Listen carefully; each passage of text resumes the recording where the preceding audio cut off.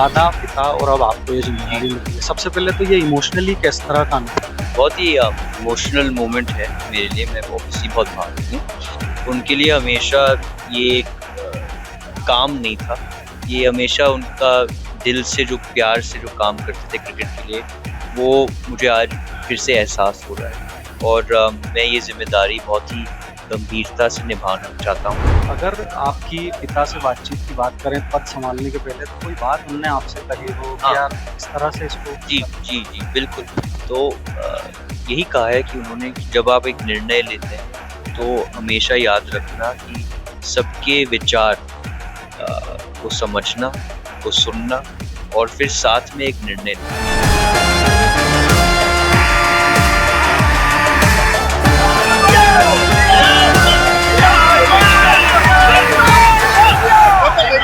MPCA president की निर्विरोध निर्वाचन के बाद हमारे साथ महाअरिमन सिंधिया जी हैं, उनसे हम बात करेंगे, किस तरह की प्लानिंग रहेगी और किस तरह से एमपीसीए को आगे बढ़ाया जाएगा। सर, हमसे बात करने के लिए शुक्रिया। बहुत-बहुत धन्यवाद। अ, दादा, पिता और अब आपको ये जी। ज़िम्मेदारी मिली है। सबसे पहले तो ये इमोशनली किस तरह का अनुभव है? बहुत ही इमोशनल मोमेंट है मेरे लिए। मैं ऑब्वियसली बहुत भावुक हूँ क्योंकि मेरे दादाजी और मेरे पिता ने ये पद सँभाला है और ये पद से उन्होंने काफ़ी पारिवारिक संबंध बनाए हैं एमपीसीए के सदस्यों के साथ। उनके लिए हमेशा ये एक काम नहीं था।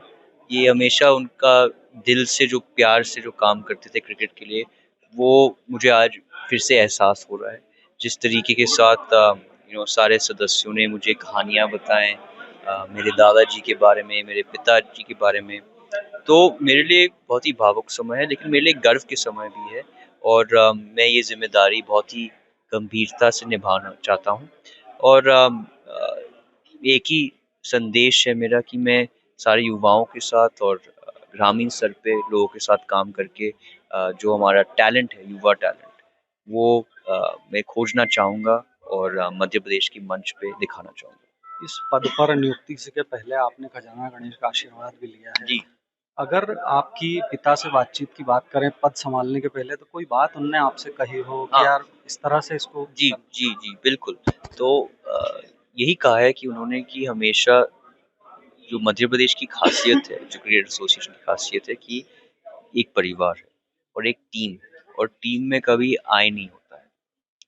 टीम सबको साथ में लेके काम होता है और जब आप एक निर्णय लेते हैं, तो हमेशा याद रखना कि सबके विचार को समझना, को सुनना और फिर साथ में एक निर्णय लेना। यही सबसे महत्वपूर्ण चीज़ है मध्य प्रदेश क्रिकेट एसोसिएशन को सँभालने के लिए।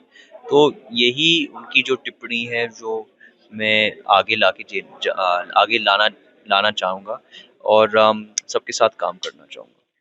एमपीसीए में अब आपने पद सँभाला है, खिलाड़ियों को आगे बढ़ाने की, एमपीसीए को आगे बढ़ाने की बात सभी करेंगे। जी।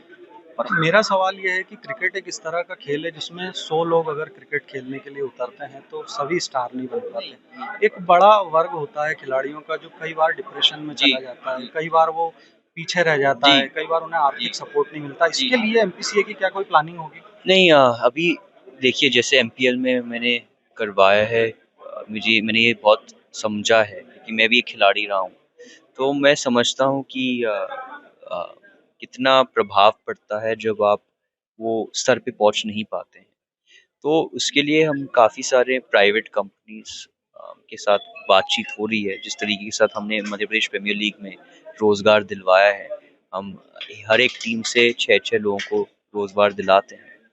तो इसी तरह थोड़े बड़े स्तर पे भी हम इस पे काम करना चाहेंगे और जब बिज़नेस के जो वर्टिकल्स हैं, जो एडमिनिस्ट्रेशन के वर्टिकल्स हैं, जो जो हम काम कर रहे हैं, जब मीडिया साथ में आएँगे, तभी वो प्रभाव पड़ेगा और तभी हम अपने खिलाड़ियों को वो सशक्तिकरण दे पाएँगे। आखिरी सवाल है मेरा, एमपीसीए को अगर स्टेडियम की बात करें तो क्या आगे नए प्रोजेक्ट आगे एमपीसीए इस वो पे आप काम देखते जाइएगा। अभी मैंने ये पद लिया है तो उसमें अब काफ़ी सारे मुझे अपडेट्स लेने पड़ेंगे, लोगों से बात करना पड़ेगा, तो अब आगे जाके मैं आपको बताता जाऊँगा। ये थे महारिमन सिंधिया जी, जिन्होंने हमें बताया कि किस तरह एमपीसीए को आगे बढ़ाएंगे और अपने पिता और दादा की विरासत को भी इसमें आगे बढ़ाएंगे। मेरे सहयोगी देवेंद्र मालवी के साथ मैं Nitin Jain, HB TV news के लिए।